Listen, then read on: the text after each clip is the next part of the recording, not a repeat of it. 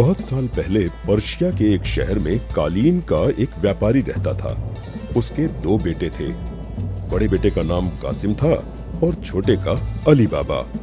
उसका व्यापार अच्छा चल रहा था, लेकिन कुछ समय बाद उस व्यापारी की एक हादसे में मौत हो जाती है, जिसके बाद बड़ा बेटा कासिम, जो कि बहुत लालची प्रवृत्ति का था, उसने सारे व्यापार पर कब्जा कर लिया और छोटे भाई अली बाबा को घर से निकाल दिया।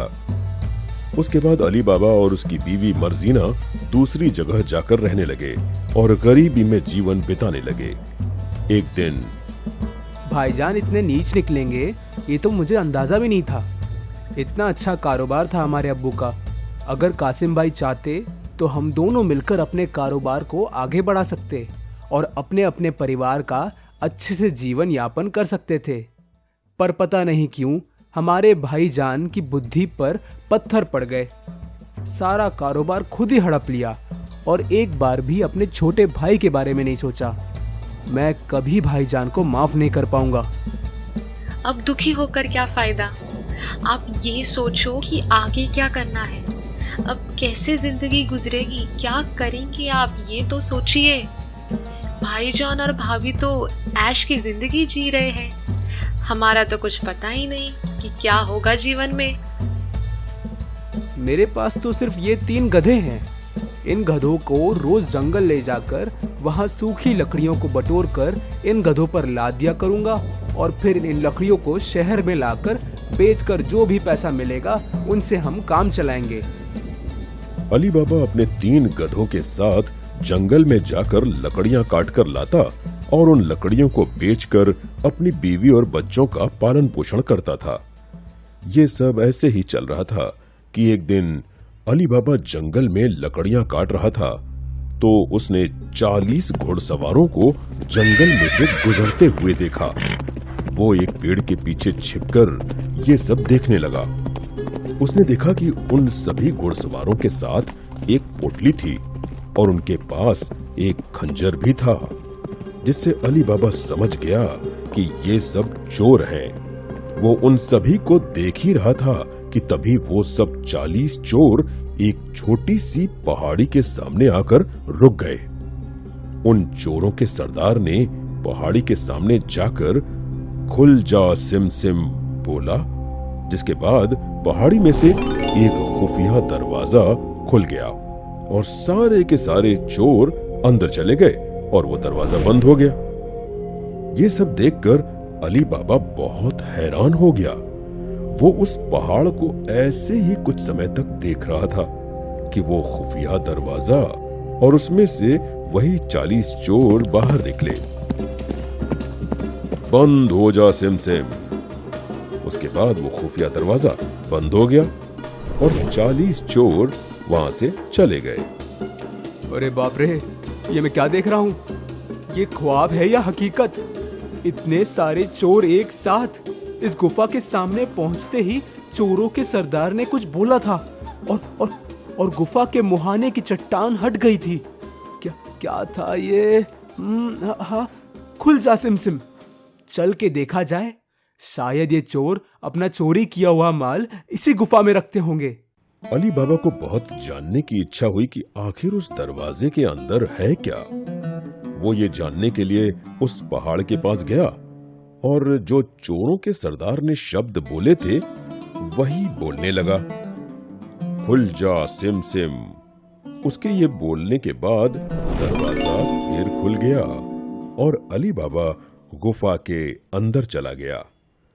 गुफा के अंदर जाकर अली बाबा ने जो देखा उससे उसके होश उड़ गए। या खुदा, इतने सारे हीरे जवाहरात, बेशकीमती जवाहरात।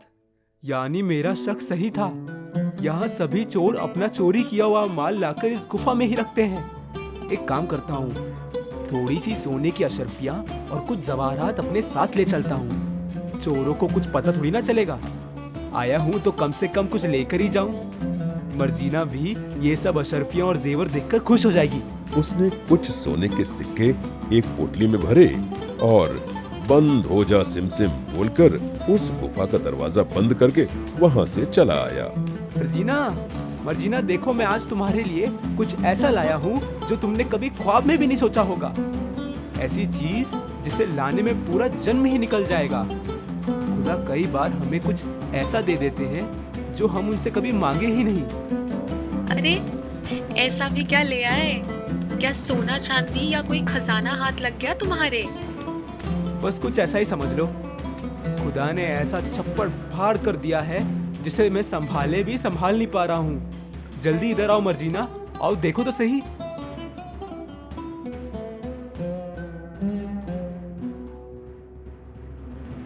या खुदा, इतना सारा सोना, इतनी अशर्फियाँ, ये कहाँ मिल गई तुम्हें?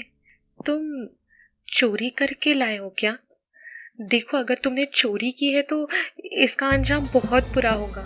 हम गरीबी में गुजारा कर लेंगे, लेकिन अगर तुम्हें पकड़कर सूली पर चढ़ा दिया तो हमारा क्या होगा? अरे पगली, तुम्हें लगता है क्या कि मैं चोरी कर सकता हूँ? मैं जब जंगल में लकड़ियाँ काट रहा था तब मैंने देखा कि बहुत सारे चोर अपना चोरी किया हुआ माल एक गुफा में रख रहे हैं। जब वे वहाँ से चले गए तो मैं उस गुफा में जाकर थोड़े से पैसे और जवाहरात उठाकर तुम्हारे लिए ले आया हूँ। उसने जब सारी बात मर्जीना को बताई तो वो बेहद खुश हुई।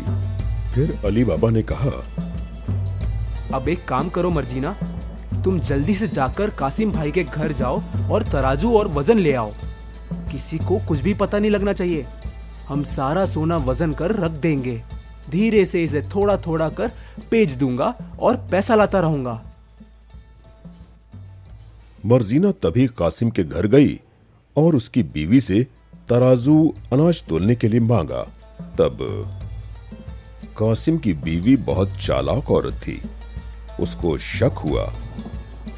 अरे बिल्कुल ले जाओ मर्जीना, यह भी कोई पूछने की बात है? तराजू ही तो है, ले जाओ। जब काम खत्म हो जाए तो दे जाना।